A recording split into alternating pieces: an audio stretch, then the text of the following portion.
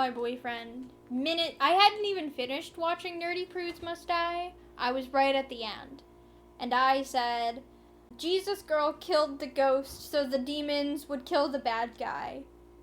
And, you know, if it meant getting murdered, I would also do that.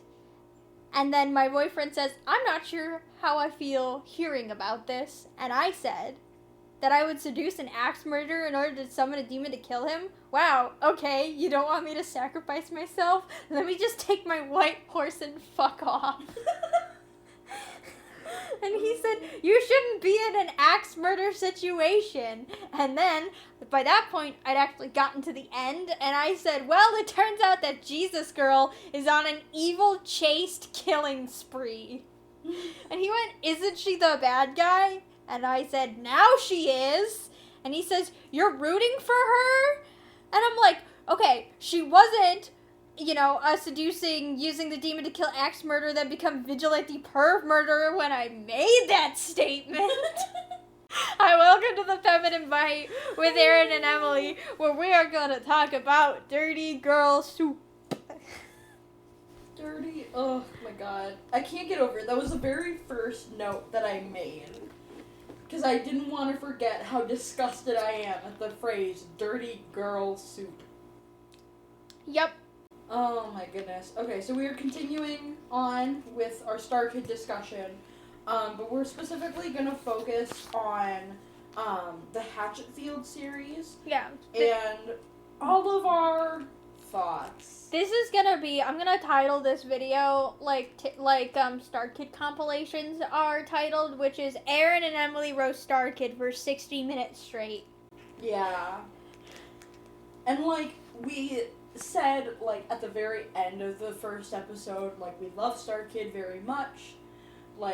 I never want that to be not apparent to people. Yeah. I just am unsure of the direction that we're going. Yeah.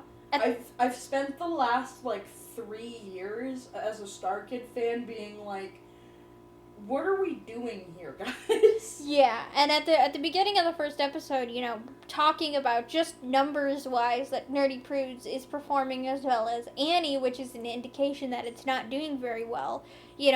Is this the beginning of Starkid becoming a niche obscurity instead of a internet YouTube powerhouse that it once was? And I mean, becoming niche obscurity is not what anyone wants, but it's not necessarily the worst thing. It's going in a direction that it feels like not a lot of Starkid fans are, not a lot of Starkid fans are loving, just based on numbers alone. Mm-hmm. So, the Hatchetfield saga, it began with the guy who doesn't like musicals, who didn't like musicals, and it's so interesting because the guy who didn't like musicals is, in my opinion, it's top 3 musicals. The way that it is shot, performed, the themes, the humor, everything is so on point that it truly is one of Starkid's juggernauts. So how did we get from one of the best musicals that Starkid has ever produced to dirty, dirty girl soup? How do we get here? Okay, so the plot of the guy who didn't like musicals is that the town of Hatchetfield is struck by a meteor. And in that meteor is this sort of alien and its substance that infects people, and it forces them to act as if they are in a musical. And the main character, Paul, is the guy who didn't like musicals, and this whole thing is a horror show to him because he hates musicals, and now he's trapped in a town where aliens are infecting everyone to become musicals. And so it is his journey to try and blow up the alien and stop it from happening, and he fails. That is what makes the guy, in my opinion, what makes the guy who didn't like musicals interesting is the fact that he fails. The moment he starts singing at the very end, and everyone cheer, the crowd cheers and then immediately goes, oh. Yeah. Because they were like, singing! Oh, he's singing! Yeah. That is so good. Just like the ending, her breaking the fourth wall and it going in circles, like she acknowledges that it's a set, like that. Yeah. Her asking people, do you have a phone that I can use to call? The absolute, like Lauren Lopez, like portraying Emma in that last scene as someone who is terrified and scared and alone.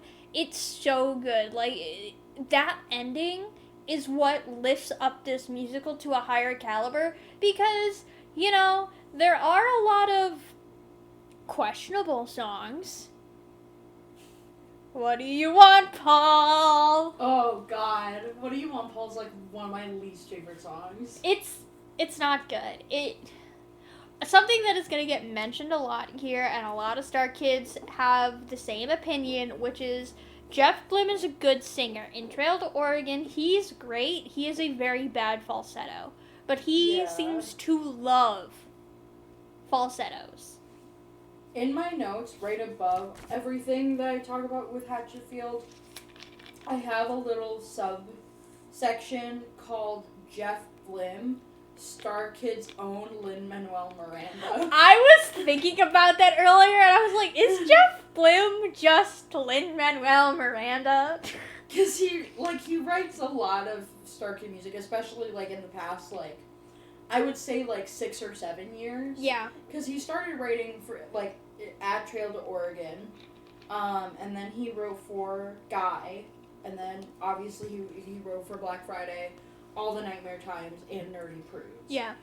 So he really has been, like, along with Nick and Matt, like, really, like, spearheading Hatchetfield. Yeah. Here's the thing, is, like, Jeff Blim's writing style is either super hit or miss for me. Yeah. But all of the commonalities I find with Jeff Blim songs that I don't like, it's because he tries to smash as many syllables as he possibly can in the shortest amount of time. Yeah.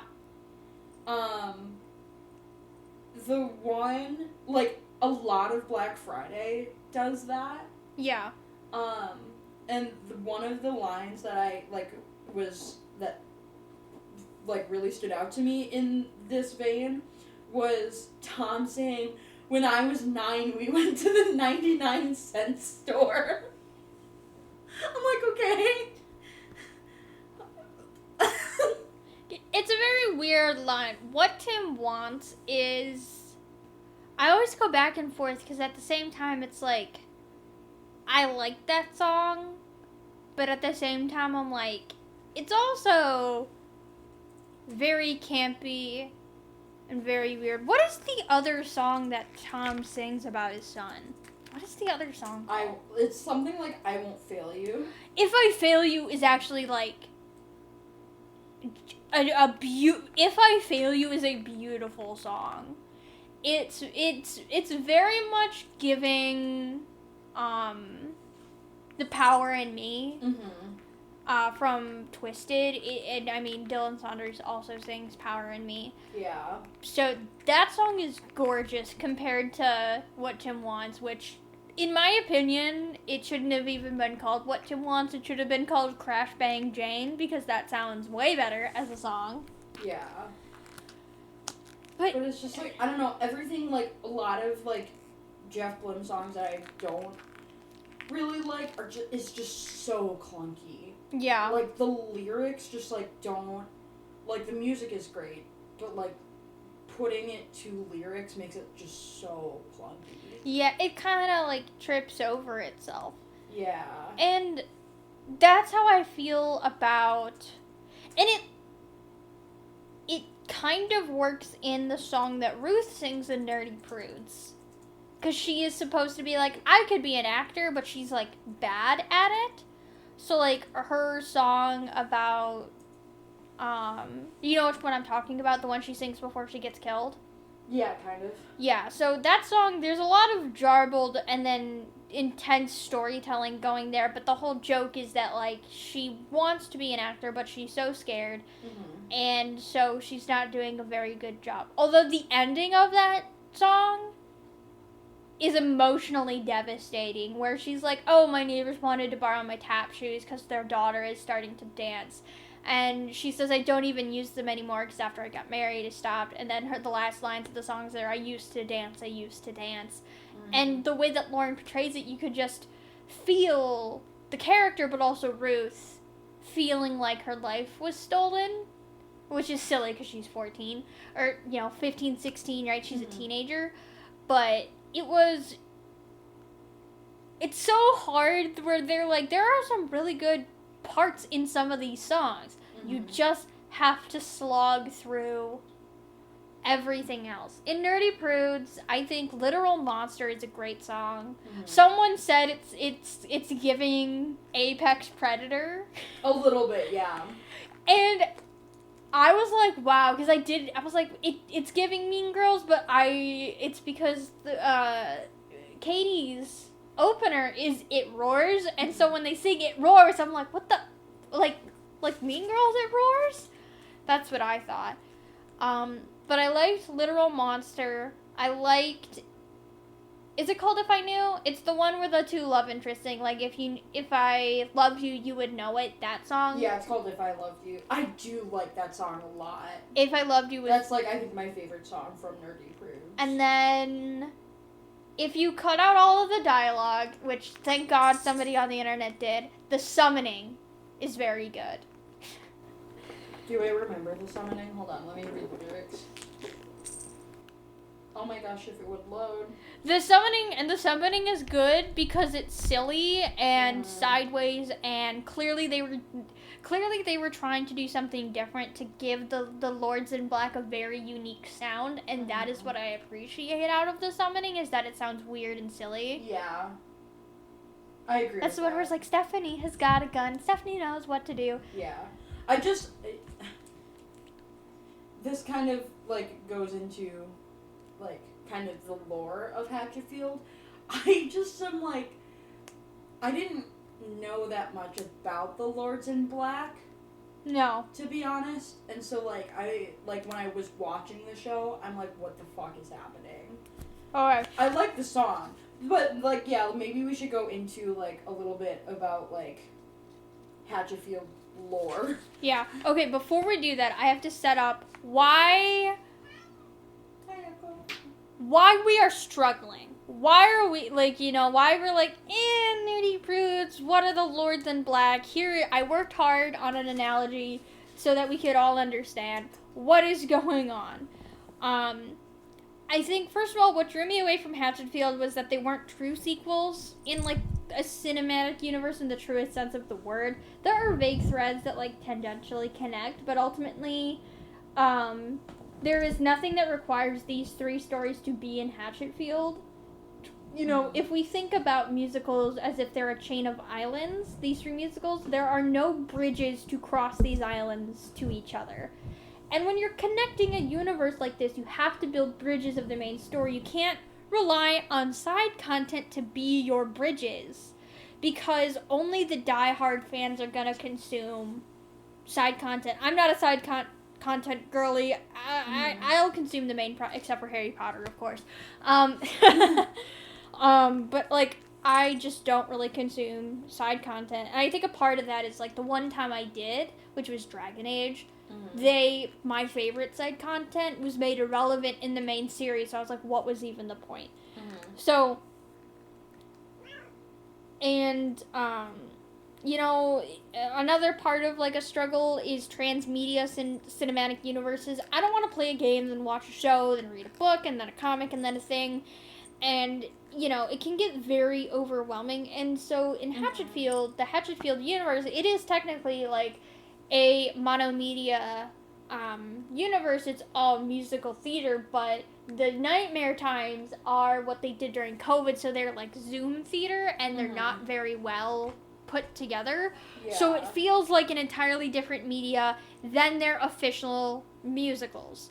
And I get why they did it. It was COVID, but, like, it just, these Nightmare Times have 500,000 views. And remember, starkids pull anywhere between 2 to 9 million views, which means that, like, starkid fans just were not interested in this.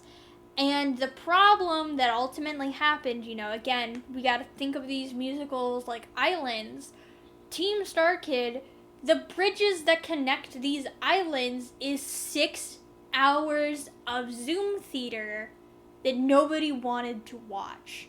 That in order to connect these universes properly, to cross the bridges, you have to watch all of this side content, and that's my problem. And to be honest, like, the Nightmare Times only dropped, like, little, like, snippets of what you needed to understand, like, the Hatchetfield universe, and, like, a lot of this content is just kind of more throwaway than anything else. Like, I was, like going through and reading, like, these plot synopses for every single, like, Nightmare Time, and, like, none of it's really substantial as, like, plot-wise, except to be like, oh, well, like, this thing here, and, oh, like, they're related to this person here. It's, the two plot things that are the most important is the Lords in Black. And if you were, like, wanted to know what happened to Hannah Foster at the end of Black Friday, you have to watch the Nightmare Times, which is my problem. No, Hannah Foster is a main character in the main series. You do not put necessary information to understand the plot inside content, because you can never guarantee that your fans are going to do that side content.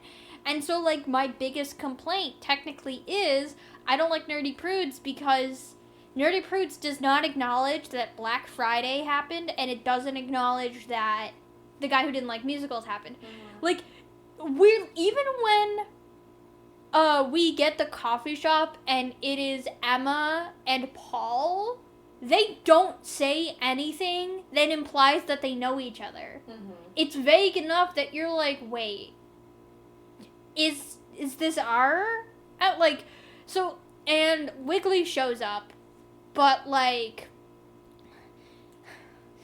But it doesn't... So, like, there are, like, little threads. Unstable bridges that could fall apart, right? There's nothing in here that says, yes, this musical happened, and this musical happened, and all, like, you don't even have... There are kids. There's a child character in The Guy Who Didn't Like Musicals, Alice, for which they draw all of this stuff off of, right? Like, the Nightmare Times, that comes from Alice's song, Not Your Seed.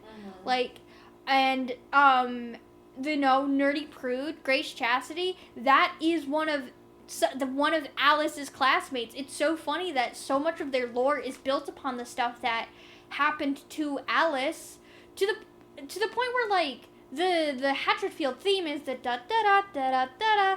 That is from Not Your Seed. Yeah. Like, all of that is where it's from, and Alice is not in Nerdy Prudes. No. And it is so disappointing. And it's like, that is ultimately what makes this feel so disconnecting.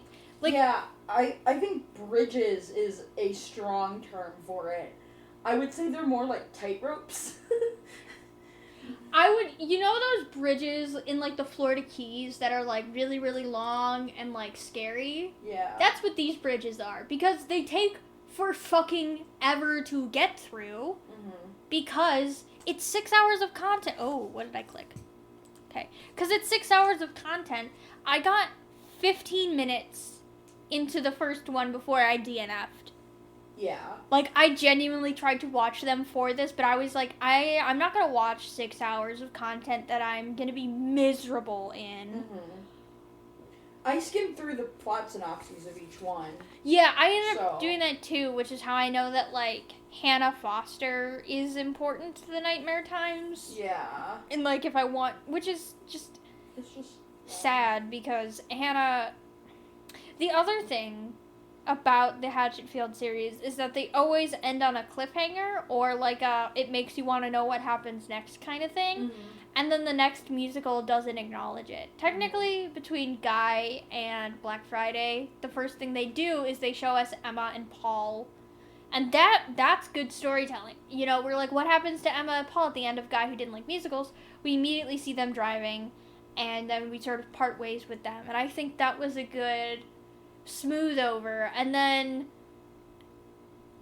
we're just like, oh, the impact of Guy is that now we're watching musicals, but we were kind of already watching a musical. I think what they should have done is that they should have contained the musical plague to just Hatchetfield, so that way when characters are outside of Hatchetfield, they might react very weirdly to the music and then get, like, musicified by the cops, because, like, that's what happens in Guy. So that you could, and if you did that every time, you would be reminding the viewers the plot of The Guy Who Didn't Like Musicals, that, like, it's a music plague, and remind us that there's a plague. Because in a Black Friday, you just have to go, oh, like, it's a musical because of the plague from the first play, but they're all musicals, you know, like, it doesn't feel very strong. Yeah. And also, one of the Lords in Black causes the music plague, and they don't tell you when the Lords in Black show up, and they don't tell you which one it is. Yeah, you just kind of have to infer, because it's like, oh, like, the guy who didn't like musicals had the blue shit, and this one is blue. Yeah. And, like, vaguely, like, has, like, a music note on him. Yeah. And it's like, no, you should emphasize that he causes the music plague. And then also, instead of it being Wiggly that helps, it should be one of the other two. Because that's what I assume. I assume there's going to be one more musical in the Hatchetfield series, because there's 4 Lords of Black and 4 musicals. That was my guess. Because, like, that's interesting. You know, these 4 otherworldly beings sort of influencing Hatchetfield. There's 5, though. I don't care about Webby. Hot take. No, Webby isn't a Lord of Black. There's Wiggly, Blinky, Tinky, Nibbly, and Pokey. Pokey is from Guy. Yeah. Wiggly is Black Friday. And then you have Blinky, who is the Watcher with 1,000 eyes, which, Trail of Oregon reference there randomly. Yeah. Tinky is the Bastard of Time, which he puts Ted in a time loop, and then Ted becomes the homeless man. And then Nibbly is the one that's the mouth, the hungry one. So which Lord in Black did not show up in Nerdy Prudes? I think all of them did. No, there's only 4.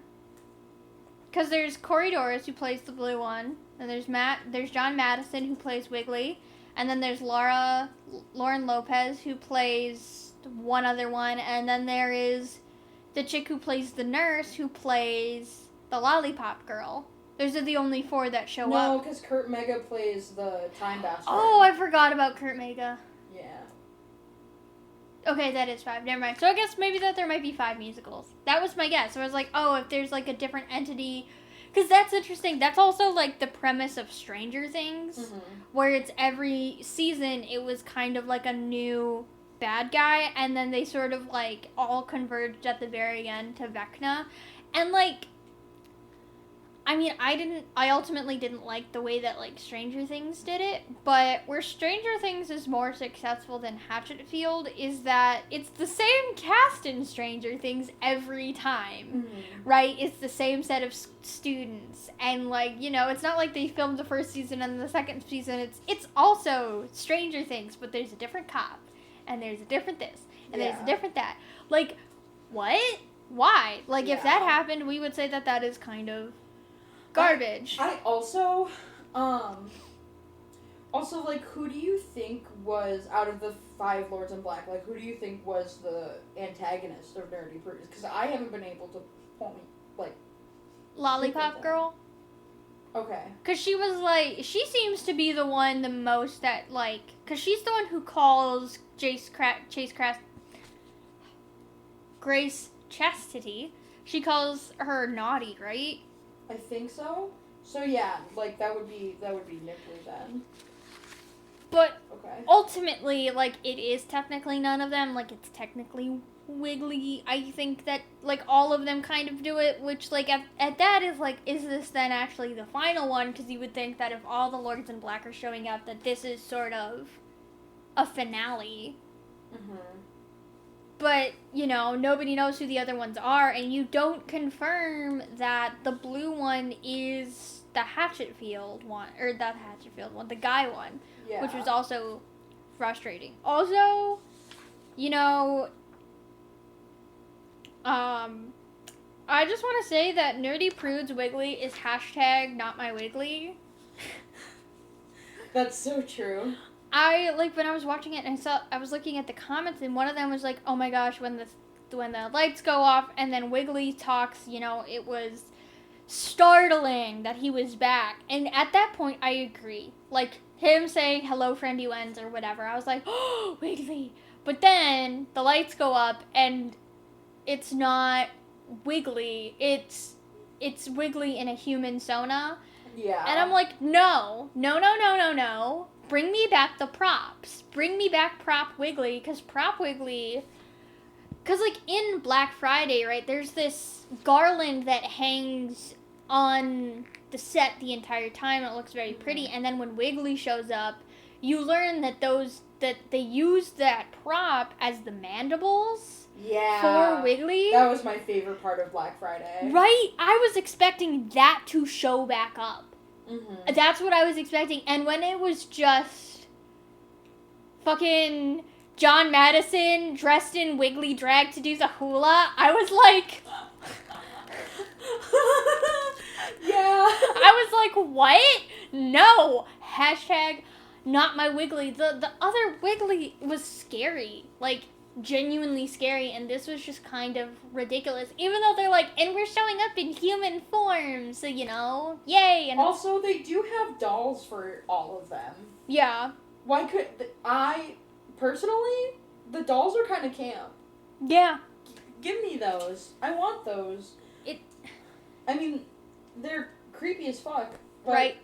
And what we know is, here is the tangential bridge between believe it or not, this is the tangential bridge between Black Friday and Nerdy Prudes, which is, you have to go, oh, I guess the bomb that goes off at the end of Black Friday burst open a hole that allowed the Lords in Black out, and that's why they're here. And you just kind of have to put that together yourself, and they don't ever tell you or acknowledge it, which is, again, another problem. I also think a mistake of Nerdy Prudes in terms of, like, connecting it with all of the other Hatchetfield material is the absence of Peep. Peep? Oh, yeah! So Peep stands for Paranormal Extraterrestrial Interdimensional Phenomena. Heather McNamara's fucking father. Yeah. My headcanon is that Heather McNamara from fucking Heather's, her dad is... Yeah, General McNamara. So Peep is, like, in Hatchetfield, is a government organization that's, like, secret, that, like, it specifically is supposed to cover, like, supernatural things that happen in America. Yeah. But, like, Hatchetfield is, like, such a hub for it that, like, Peep is just kind of, like, stationed there. Yeah. So they introduced General McNamara and Peep in The Guy Who Didn't Like Musicals, and they were a very big player in Black Friday. Yeah. And then they just, like, don't exist in Nerdy Prudes. Which is, like, why? Here's my other thing about Nerdy Prudes, which I sent Emily a message while I was watching it, which was, I didn't even name the actress, because I don't know her name, but it was just, she is playing every mother and authority figure, and it's driving me up the wall.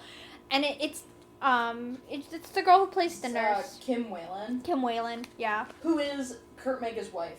That's Kurt Mega's wife? Yeah. Okay. Which, Kurt Mega, good for you. Yeah, she's beautiful. She's fucking gorgeous.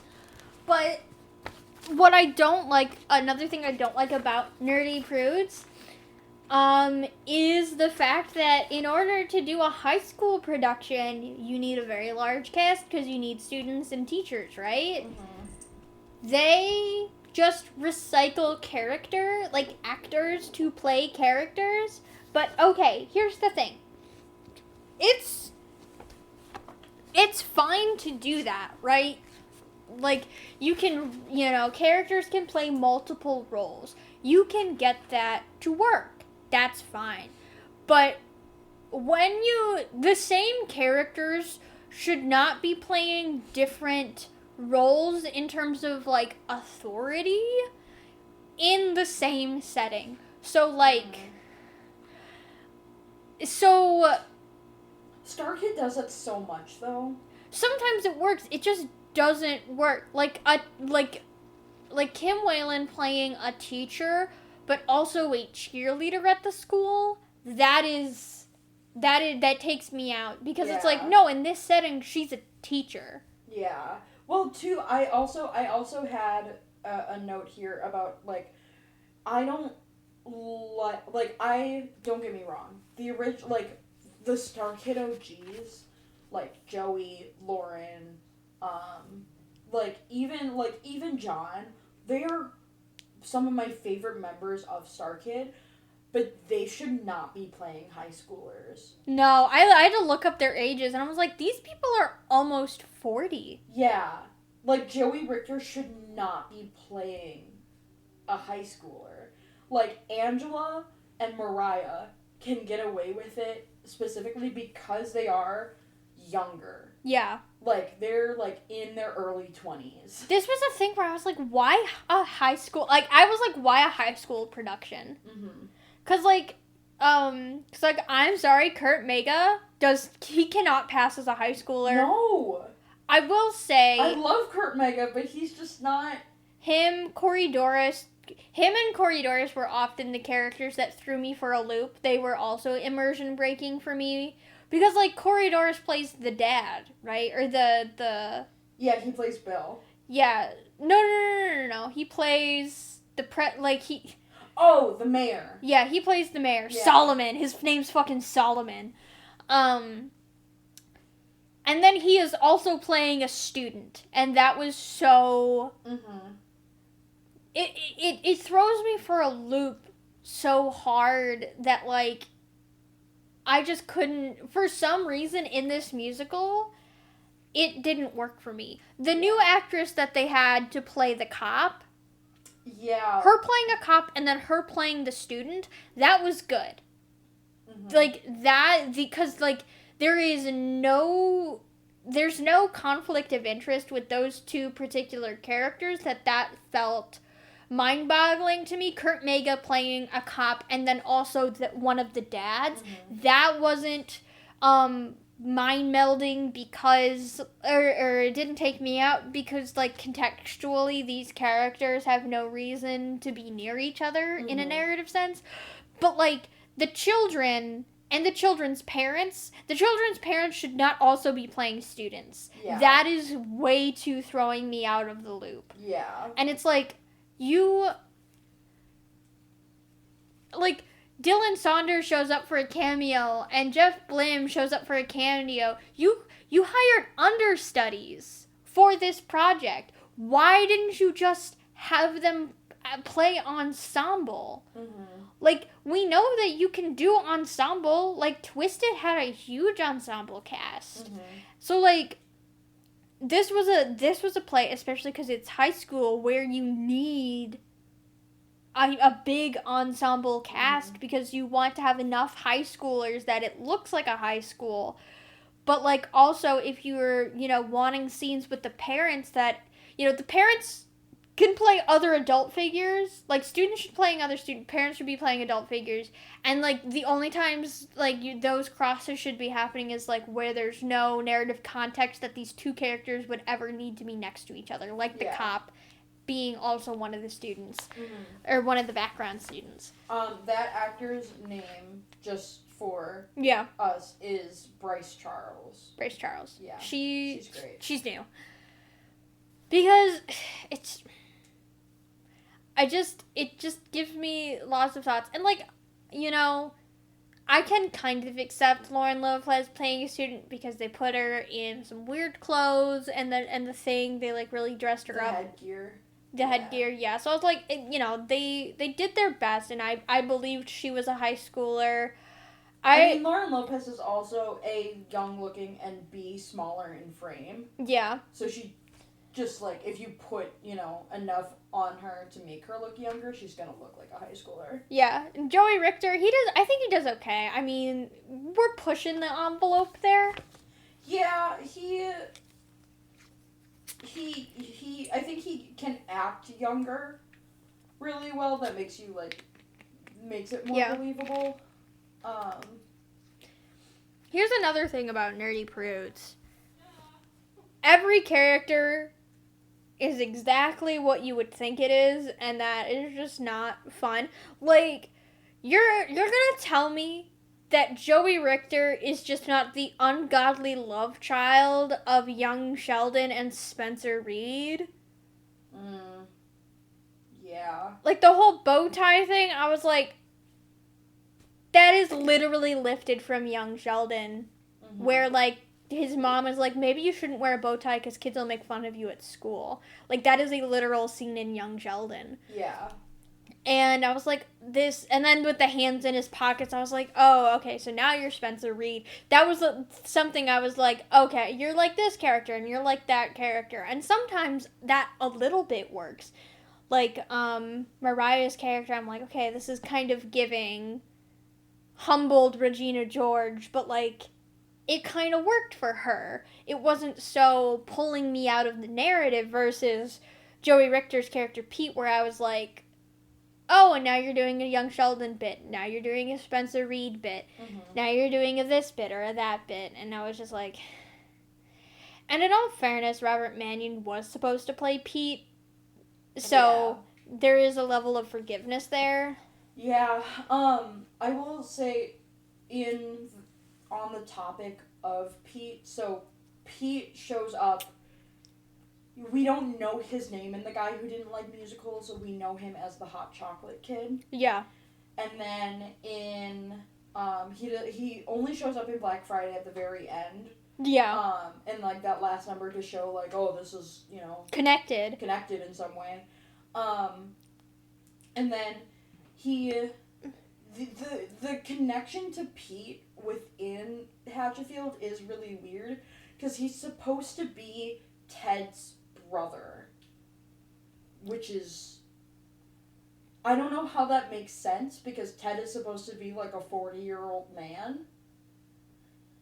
Yeah. And, you know, and the only reason that anybody would know that is either you were one of the 50,000 people that watched The Nightmare Time, specifically Abstinence Camp, which is, like, so random, because that is from Nightmare Time 2. Yeah. And it's in there, like, they mention it.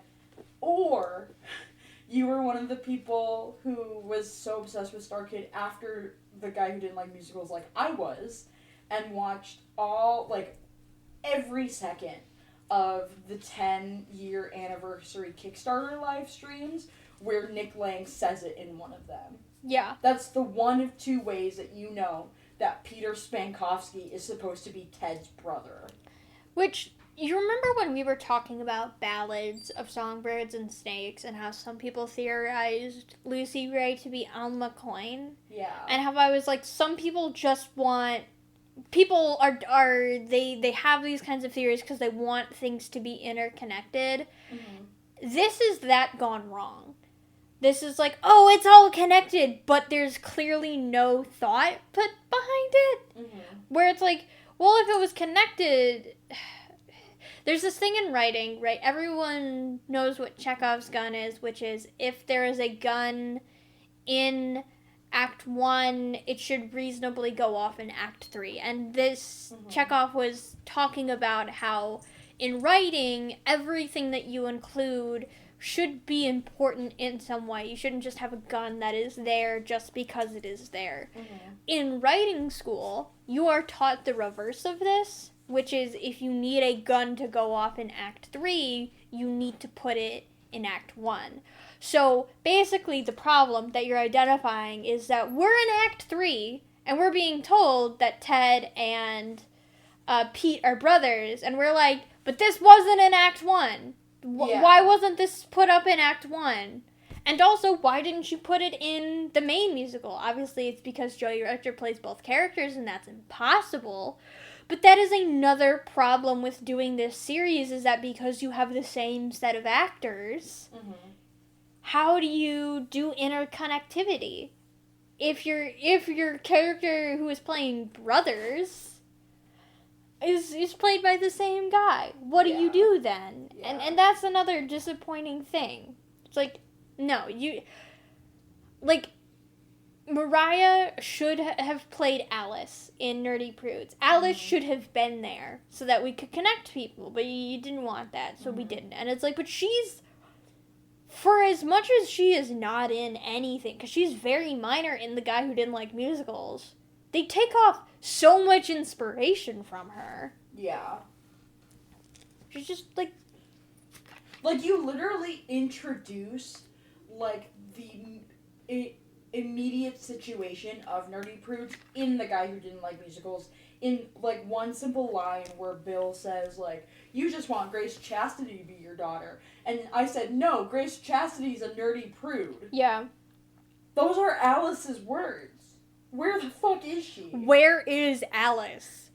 She's in Clivesdale is, the boring answer. Yeah, because, the Nightmare Times, the characters that I am interested in are, Hannah Foster and Alice, and all of their answers are in the Nightmare Times, and I've read the synopsises for their Nightmare Times stories.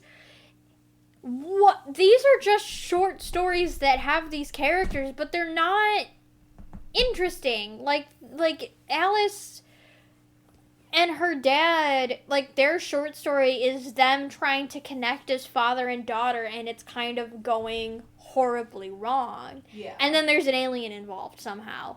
And it's yeah, but we already understood that in Guy, and we've already had that catharsis of Bill being I'm going to get my daughter back no matter the fuck what, and the sort of despondency that comes with that failure because the alien already got her. All of that emotional ethos was there. And, Echo. Echo. It's okay. So, when I'm I want these characters, I don't want them in side stories. I want them to be center stage. Also, on the top, kind of tangentially to Alice, Deb is supposed to be in Hatchetfield High. Where the fuck is Deb? Where are these students? These are the things, again, imagine if Stranger Things between seasons, they were we're still in Hawkins, I think is the town. We're still in Hawkins, but we're focusing on an entirely different set of students. And you will never see the students who came before. That would be weird. And so it is weird doing it here. And it's also you have the opportunity that most musicals will never get, which is another chance to develop the same characters. Yeah. How often does that happen in a musical? We can, here's the thing. If the 3 musicals never changed casts, so it's the same set of characters, it still kind of would have worked because people loved the characters from Guy, and they would have wanted to see more. I think maybe part of it might have been because of COVID, but at the same time, Black Friday came out before COVID. It's partially COVID. Nightmare Times making people lose interest, and then kind of the loss of interest. Nerdy Prudes feels now so far removed from Black Friday. Yeah. And then it's not really in their control, but I think Robert Mannion leaving was also a part of that, just because, like, unfortunately, he was such a draw for people. Yeah. And he could have reprised Higgins in Nerdy Prudes. Which is one of the teachers. Yeah. Which, like, he's supposed to be, like, a community college professor. Yeah. But, like, it's, like, you know, like, kids take dual credit classes. Just say something like that. Like, or, you know, one of the professors was coming down here to give us a lecture. Yeah, like, you could have just, like, thrown Higgins in there really And you didn't even need Robert Mannion to play it, because this is theater, right? When it comes to theater, most people will suspend disbelief better when it comes to actors portraying characters. Like, yes. there's a better suspense of disbelief because that is the nature of theater itself. So, like, you could have had the character there. Like, the character did not belong to Robert Mannion. And I guess maybe because it's, like, tough shoes to fill, I can understand that. But they did fill them, is the thing. Yeah. And that transitions us into Workin' Boys. Oh, God. So, Workin' Boys so Workin' Boys kind of has a little bit of a story.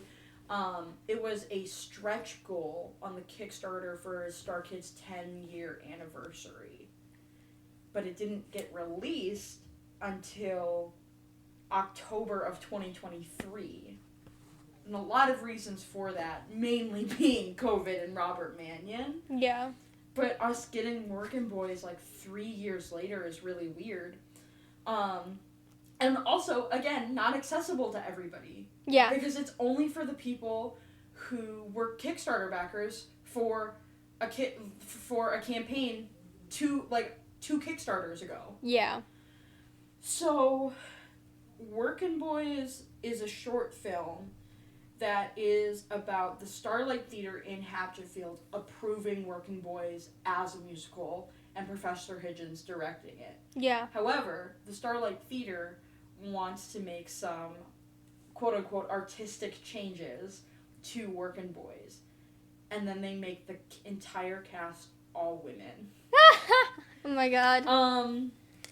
So there's a lot of, like, that's, like, the main plot, and that's, like, about half of the film is, like, Higgins trying to rework Workin' Boys, but being kind of, like, a stickler for his original direction and just kind of hating anything else that anybody has to say. Yeah.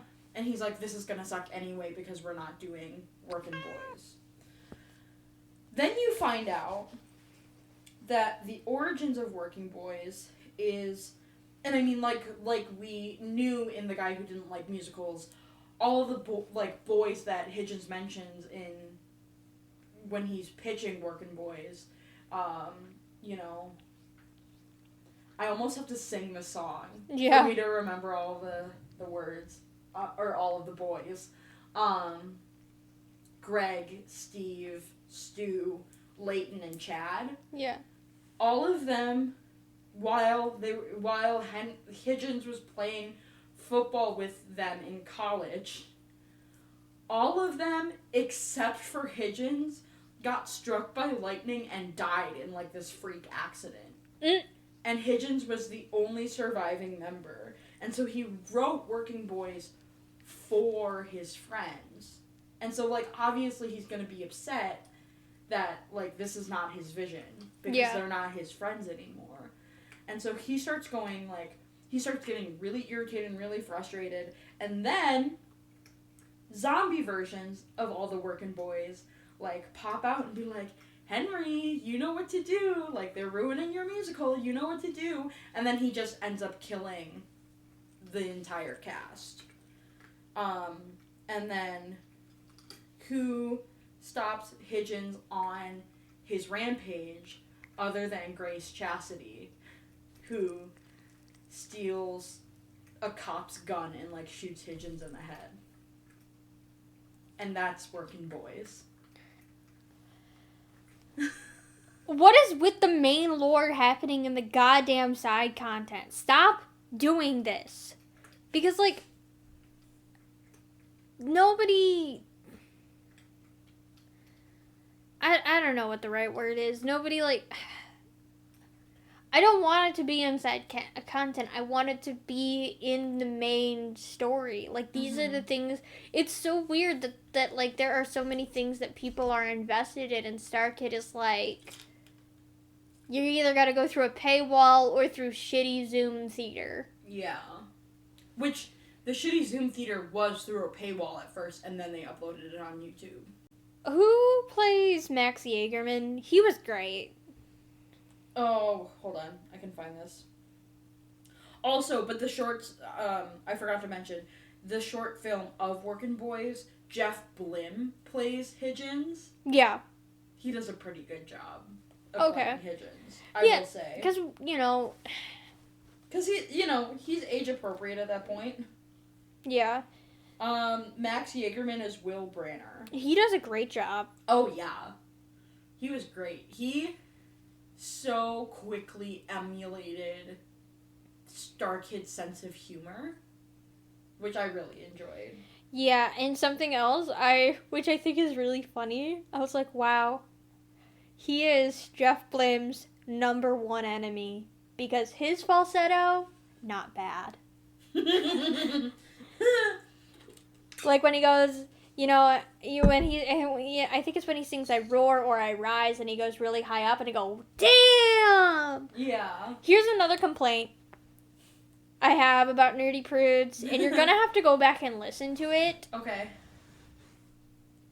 Some of the songs at their worst are because the characters have to go so high up. They sound like falsetto parts that were written for Jeff Blim to sing. And they just go so high up. I don't understand why they have Lauren Lopez singing so high up. Yeah. I at one point was like, is my audio just shitty, or is she clipping? Because she is singing so high up that it's not good. Lauren Lopez used to be like the soprano to end all sopranos, but I think this is for any vocalist, like, as you age, even past puberty, like, your voice is gonna get lower. Yeah. And that's just due to age, that's due to wear and tear of just, like, your vocal cords throughout your life. You can't be, like, it's not sustainable to be doing singing the way that you used to sing with, 10, 15 years ago. Yeah. And that's a little bit of a call out to Brendan Urie as well. Yeah. Because he just, abuses his voice, because, in 2016, everybody praised him for his range, and then he just destroyed his voice. Yeah, I always thought Lauren Lopez was great in, mezzo alto lines. That's where I always thought her, because, her songs in Firebringer, 'cause she's the main, person in Firebringer, because she's usually in a lower register. She doesn't go that high up very often, and she sounds very good. So when she was singing so high up there, I was like, she doesn't sound good up there. Why are we putting her up there? And then there was a couple of other actors where I was like, why are we going this high?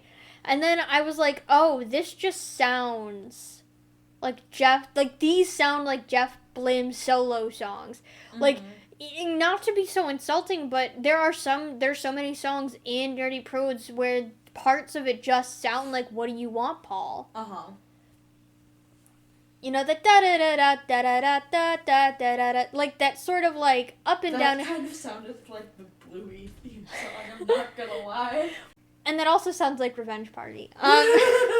It's like this sort of up-down kind of thing that he does, and this Nerdy Prudes is the blimmiest sounding musical in terms of there's just nothing original about Nerdy Prudes. This is my ultimate problem, is that there is nothing unique about it, and it's not saying anything new or profound, everything is not even an archetype, it's a stereotype. They subvert stereotypes for a full 30 seconds, and then they rip it apart, which is when he shows up and he's like, you threw this party for me?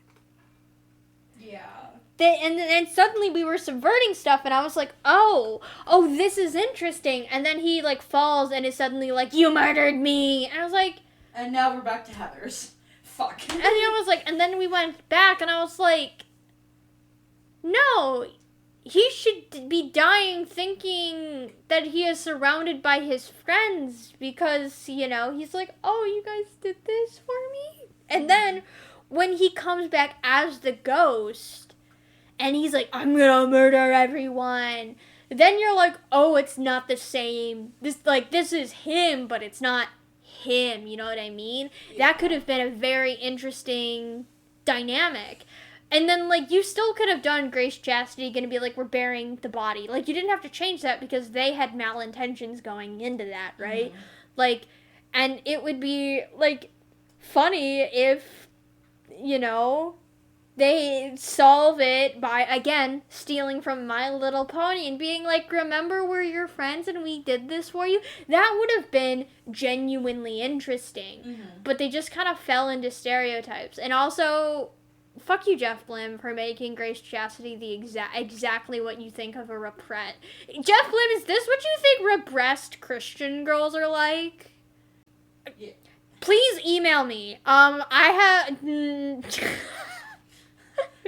I need a conversation. As a repressed Catholic girl, I have some questions about your depiction. I mean, to be fair, there are definitely girls who are like that, like Grace Chastity. Mm-hmm. There are absolutely girls who are like that. You know, people who fall into the, like, girl-defined stuff and things like that. But, like, the one scene where she's with her parents and she says butt stuff instead of butter. It's one of those things where it's like, it's funny, but, like, that also implies that she has looked up pornography that way because she wouldn't know those words unless she was looking it up. Like, she says, like, butt stuff instead of butter, head instead of bread, and then, isn't there something about anal? Like, she wouldn't know those. Yeah, if she is in that state of repression, she won't have the vocabulary.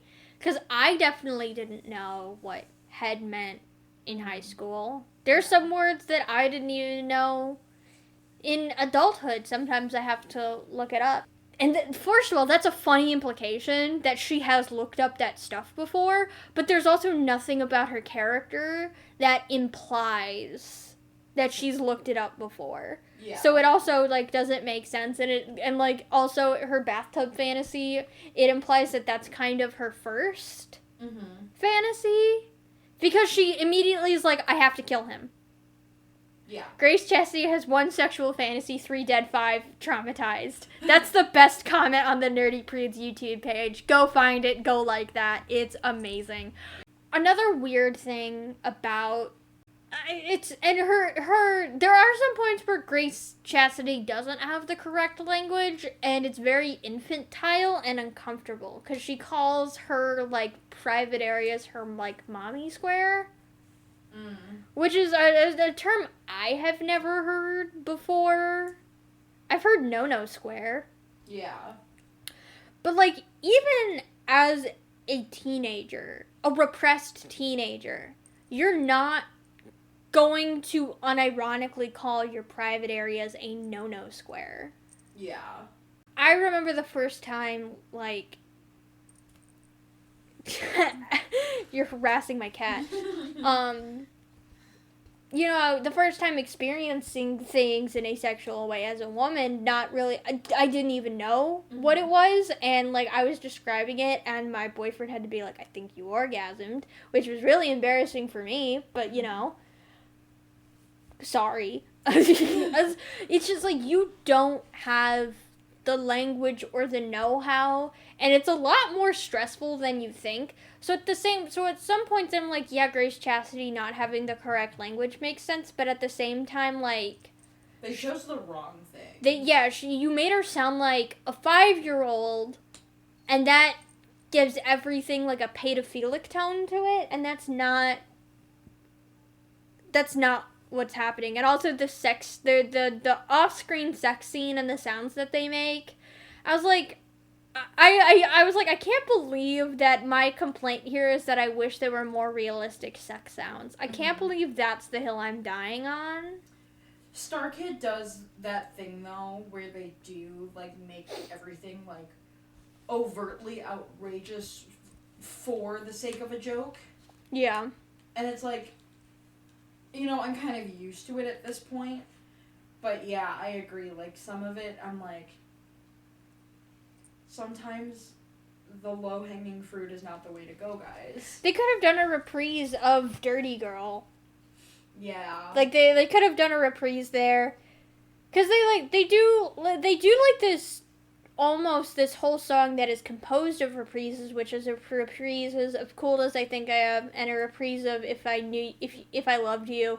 So they could have, like, kept going with that sort of, like, this song is just a one long reprise of different songs. Mm-hmm. And they could have transitioned that into, like, Dirty Girl and also Literal Monster. Because at that point, he is a literal monster. Yeah. And her, like, defeating the literal... Like, they could have done so much, but then they decided to do a silly little sex joke. And I'm like...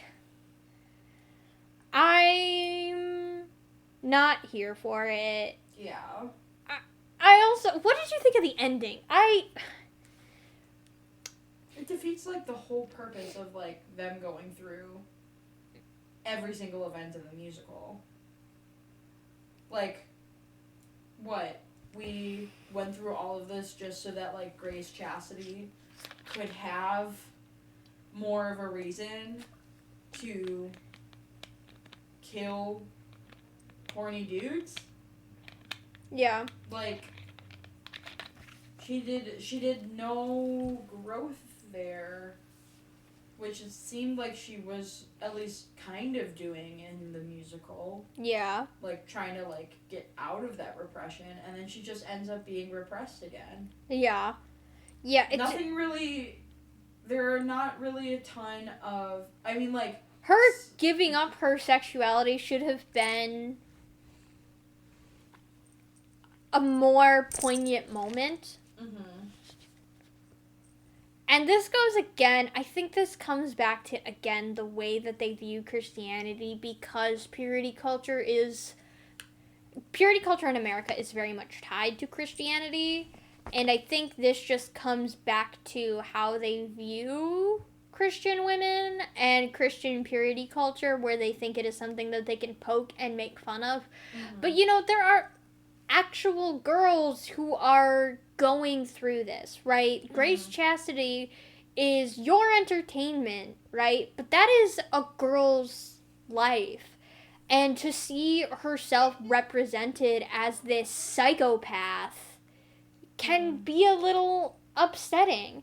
And, like, you had a moment where, like, oh, it's so clever that she gives up her chastity because that's the one thing she values, and she grows as a character and realizes maybe that this chastity is something that is not as important, and that it is something, worthy to sacrifice if it means saving her friends, right? Because that is why she does it. Yeah. And then all of that becomes irrelevant when she kills someone for, like, wanting to hold her hand or something so banal and minuscule, where it's like all of the heart just... You can tell a man wrote this. I hate to be that insulting, but, like, this is clearly a woman written by a man, because, like, you could have gotten away with this sort of bizarre kind of psychopathic Grace Chastity, because even before that point in the musical, she's a little psychopathic. She has one sexual fantasy and thinks that murdering him is going to solve it. That's insane. That is an insane plot line. But it worked by the end because I think of the sacrifice of her own chastity. Like, there's some theme in there to the point where it's like, okay, I buy it. This is something interesting to say, even though she is a little everything you would expect out of a character who is written to be a, like, suppressed Christian girl. And then it just all goes away at Nerdy Prudes Must Die. Which, again, first of all, the title of the play is forced. Like, the title of the play sounds fine, but the fact that it is, like,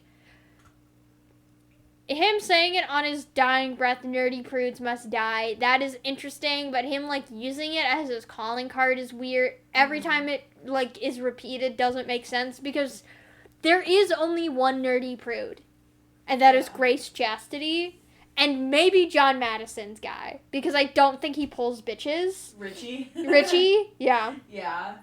So... I loved John Madison playing a fucking weeb, though. That was so good. His decision to be very emphatic on how he pronounces words, that was a great character choice. I was like, that's so... I was rewatching a little bit of Skeleton. Nerdy Prudes, and just the nunny made me lose my mind. It's just like, I don't know. It reminds me of my friends in college who would go, "Nani the fuck?" I used to say "Nani the fuck." So there are some great things about Nerdy Prudes. Like, it's just, at the end of the day, every character is just exactly what you would expect it to be, and that is the most disappointing part, and that there's nothing profound, which is probably the most insulting thing, because you can watch bad movies and still have a good time, and good movies and have a good time, but a movie where you're like, nothing profound is going on here, I think that's the worst insult you could give something. It's not bad, it's not good, it's just nothing. And that's how Nerdy Prudes feels. Yeah, it feels like there are some funny moments. Like, if you, like, watch those clips out of context, like, I will laugh. Yeah. But, like, the musical as a whole just felt very, like, eh. Did you just put your hand between the phone and the hammer? That is... I'm gonna be honest, all of the women feel like they were written by men. The idea that the girl is super obsessed with her phones and my pictures. I was like... This is giving women written by men. It's also very much giving, like, millennials writing Gen Z. Yeah. Which bothered me. That's, like, the one thing that I kept thinking about rewatching Nerdy Prudes. I'm like, Gen Z people do not think like this. This is just, like, what these, like, 35-year-old people... Not even Gen Z, like, even young millennials, because, like, there's this, like, famous clip that's all over the internet of some talk show host asking Ariana Grande if she chooses between her makeup or her phone, and she's like, that's your question? Those are the things you think I think is important? So, like, the idea of, like, girls being obsessed with your phones is absolutely, like, a millennial thing. I think it does ring more... like, it's insulting of Gen Z because Gen Z are, like, the iPad kids generation. So, like, you would maybe presume that, what is Mariah's character's name? Steph was probably an iPad girl. But, yeah, it feels so out of touch, this musical. Like, High School's Killing Me was... I think a pretty okay song. Again, it's very tropey. It's very tropey, it's very generic. The opening isn't because those characters it's like foreshadowing that they're dying. And like those parts was really cool, but as soon as they go to the high school, it's killing me. I was like, okay, we're in Tropesville. I do want to give a little shout out to Angela Giaratana. Yeah. Who she started out in Starkid as Lex in Black Friday, and then she played Grace Chastity in Nerdy Prudes. I think that she's a really great addition to Starkid as like a cast member. Yeah. Just because I think like her energy is like so chaotic and so like, useful for Starkid's sense of humor, and she also like adds like, I don't want to say a youth necessarily because it's not like people in Starkid are old. It's just like it just is like a very I think it helps add a little bit more relatability in terms of Lex and Grace's characters, that she is younger. And I think her being, also pretty well known from Smosh helped Starkid a lot. Yeah. So I love it. Yeah. I It's so hard to say. Like, nobody's performances in Black Friday was actually good. Black Friday is one of their worst recorded performances, in my opinion, because everyone is a little off key. Yeah, And, because like, everybody was sick. everybody was sick. So, like, I didn't like that musical at all until I was, like, listening to, like, the actual sound. The professional recordings, and I was like, oh, these are supposed to be harmonies. So, like, the best part about Nerdy Prudes is that the harmonies were all on point, and I was like, okay, we are back in the wheelhouse. This doesn't sound awful to sing, and I mean, Angela's performance of Black Friday, the title song, that's one of my favorite songs out of all like the StarKid musicals. Black Friday is so good, and she brings a lot of energy to it, and like Dirty Girl, it has that same kind of energy. It loses me in the second half when she's like, I'm a good girl, and then she goes, but I like getting dirty sometimes.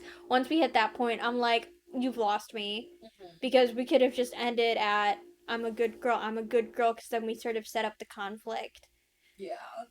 Because, I mean, Grace Chastity, the wiki says that she's having this internal combat of her sexual desires for Jaegerman and also wanting to keep her chastity. That is not the case in the actual musical. The only one time where she like really wants to be with him is like in Dirty Girl, and then for a laugh during the scare scene. The rest of the time though, she is very much chastity first. So another thing that just didn't really come out that well in the musical. And I don't know where they can go from here. I want to say that the ending has set itself up for a sequel, but so did Black Friday.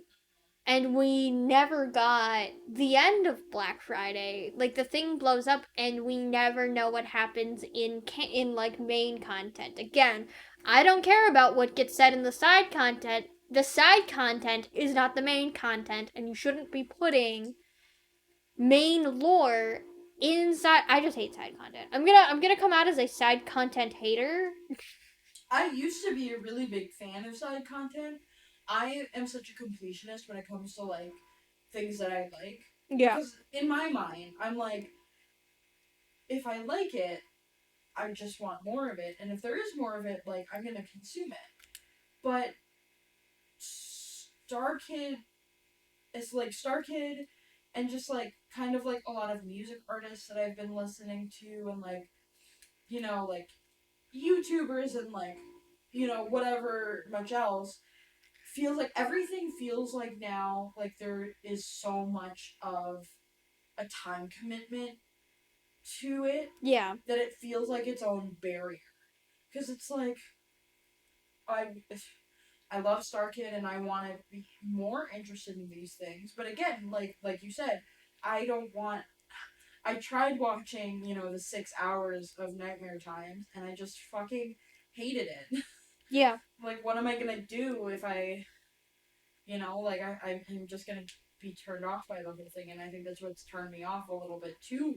Hatchetfield. It's just like there's so much that they drop in like here and there, and like even when I was making my notes and trying to find things from the Nightmare Times, I was like, okay, well, what is this?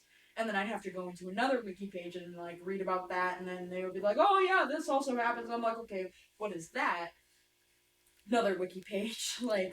Yeah, it's just like it's this whole dumpster dive, and there are so many media projects that are like this. It's not just like Marvel is sort of the famous one that is like this, but Star Wars is doing it too. Dragon Age has done it. Dragon Age has books and like YouTube Shorts, and also a, a TV series on Netflix, and it has all of this stuff, and it's like, yeah, but I don't fucking care.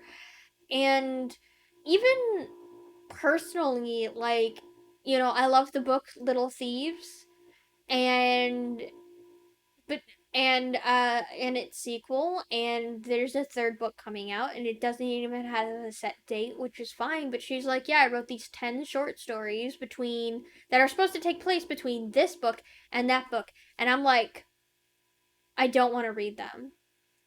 But like, going into reading your third book is me not reading these short stories going to sour my experience because I no longer have the context, Mm-hmm. because you're just going to be very overviewing with it because you already wrote it.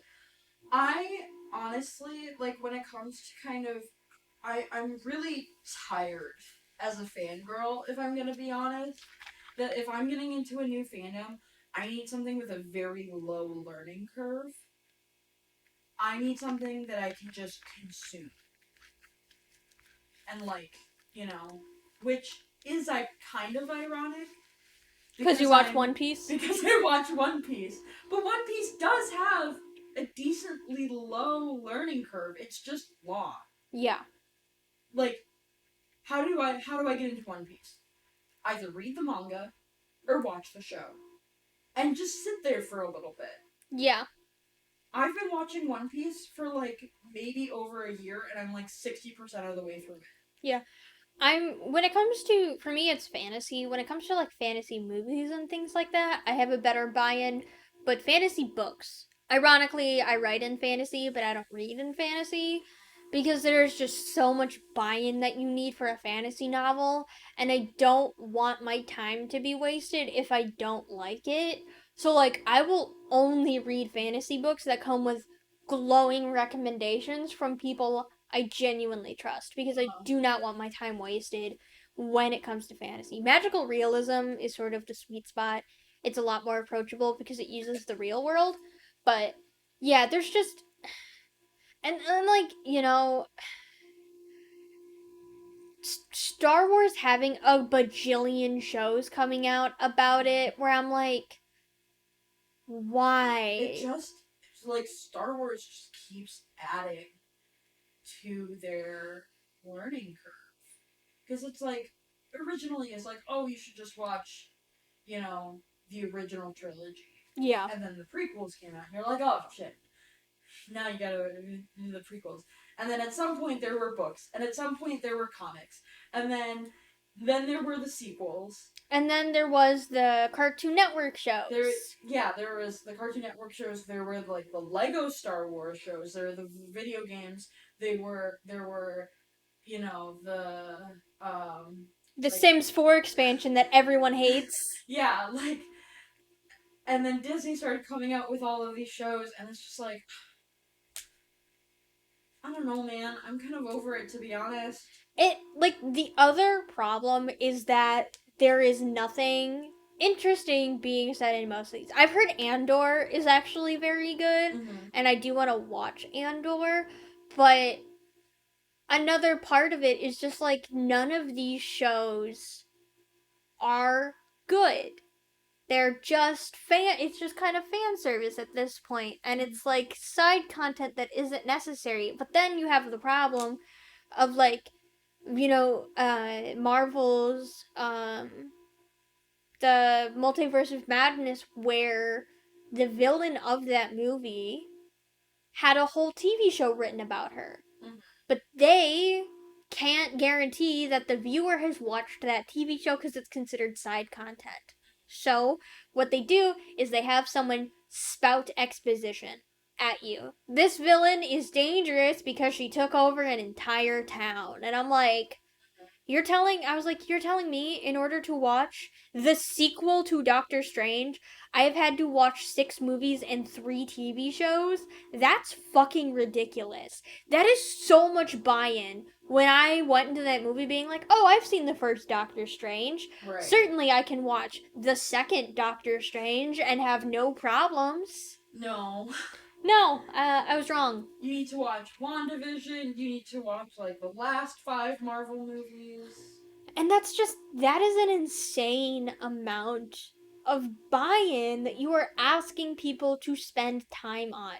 Especially in a day and age where people cannot afford rent. Yeah. And you want them to spend all of this money. And the thing with Hatchetfield is I feel like I don't think the Lang brothers were necessarily asking people to be watching The Nightmare Times in order to watch Nerdy Prudes.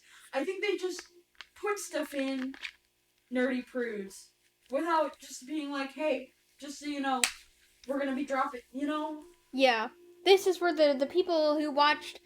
If they do a little thing where it's like, oh, if you watch the side content, you'll know what this is, and that's just a funny haha, that's fine. I don't care if those happen.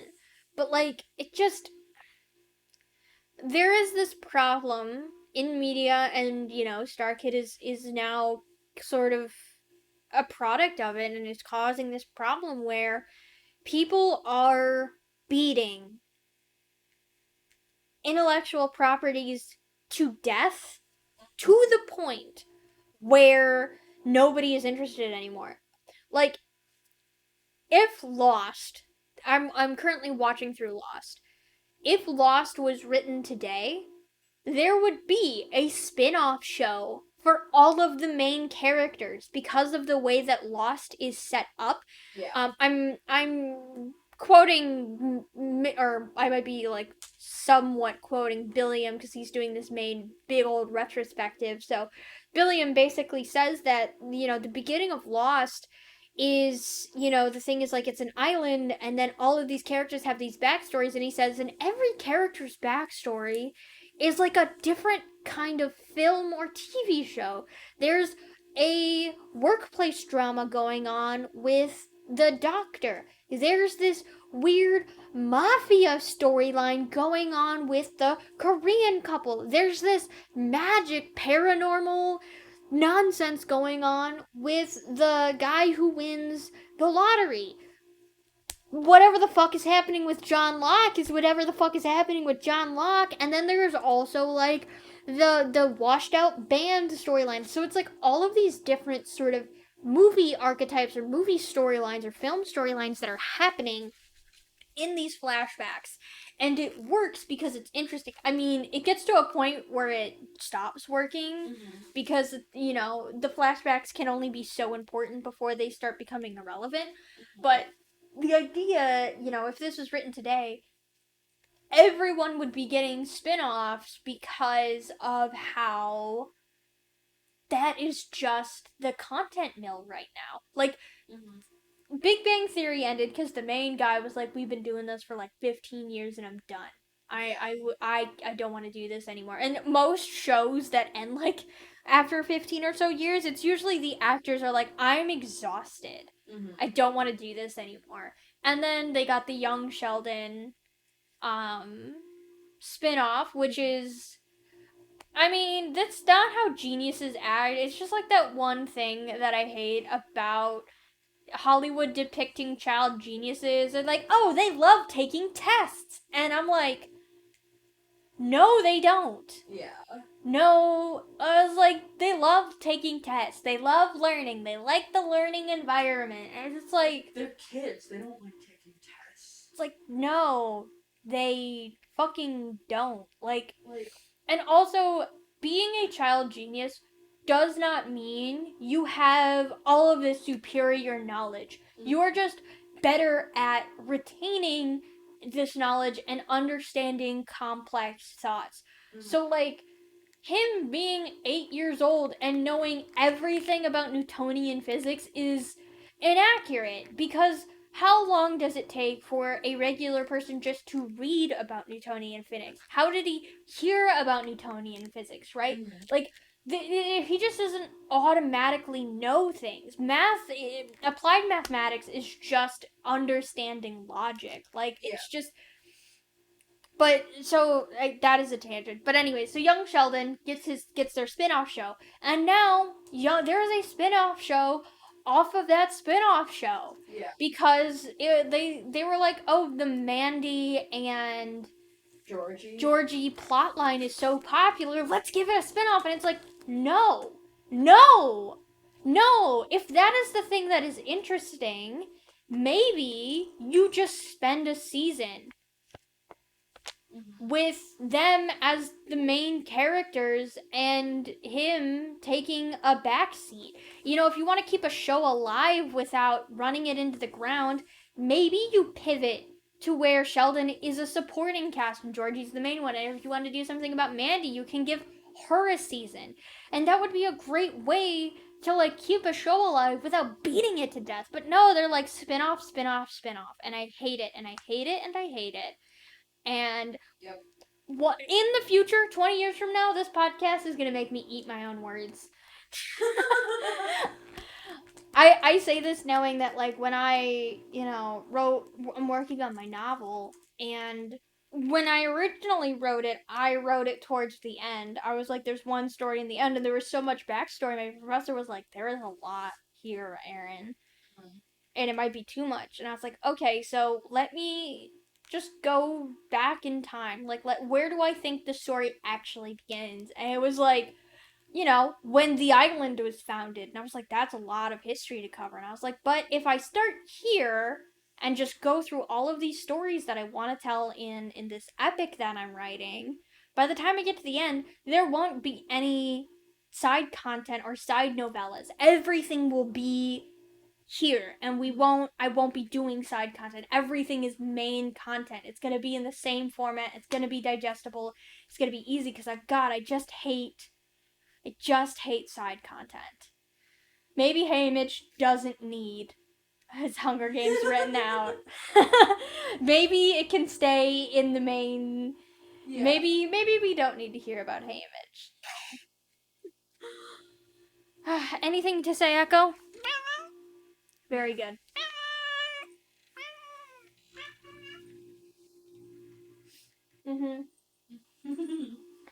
Well, any other things we want to say about Nerdy Prudes and Black Friday and...